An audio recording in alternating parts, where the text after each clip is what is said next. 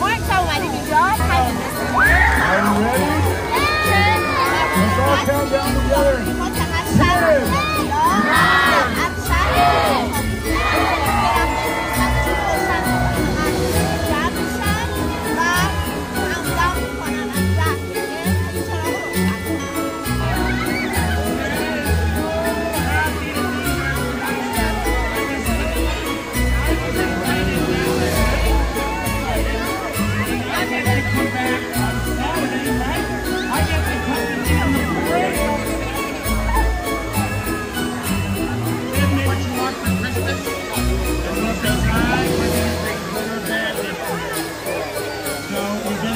long and hard.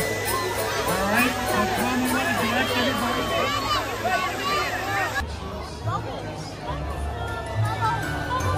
مثلا داره برف جایی که برف نیست باید برف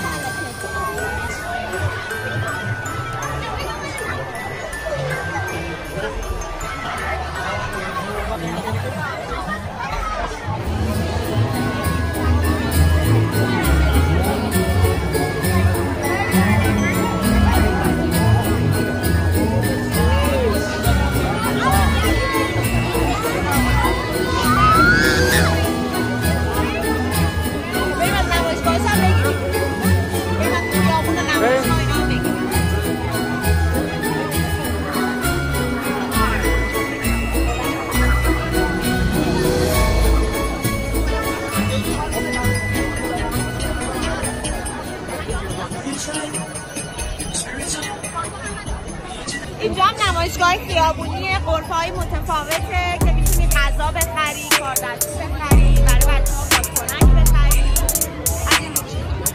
کتاب کسی الان کتاب میاد میخره؟ آره برای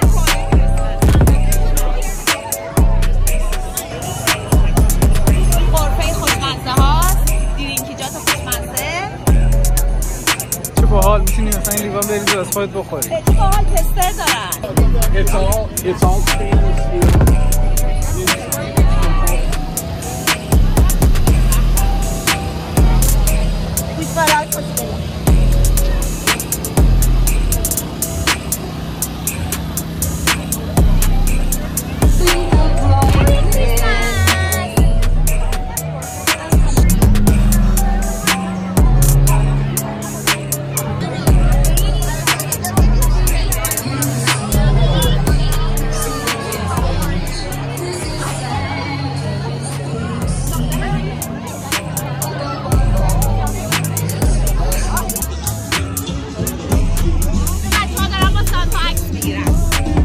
سانتا همون بابا نوئل ما.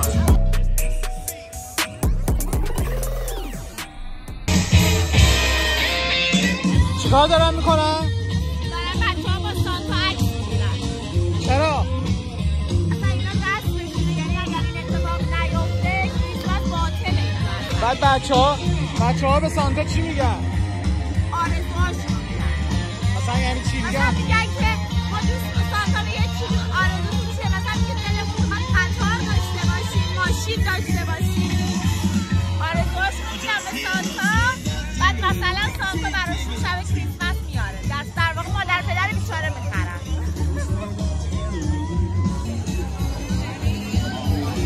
برو باشون برم.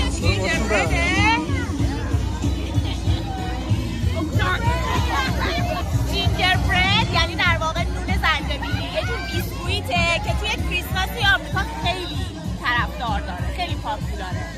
حتی یه مدلایش هست که مثلا بچه‌ها حتی میشینن اینو میسازن، تبدیلش میکنن به خونه. اینا هم آدم‌ها سمبولاشن.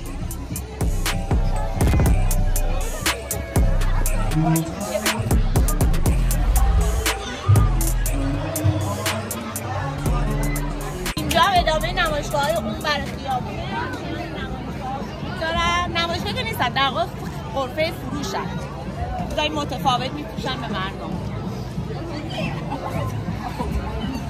ساندویچ و لباس و عروسک و شمع. فقط فکر نکنید تو ایرانه که همیشه دم رستوران و صفحه‌ها، اینجا هم همینجوریه. بزرگترین تفریح مردم خوردن است. در همه جای دنیا فرق نمی‌کنه. این صفحشه، ببینید صفحه.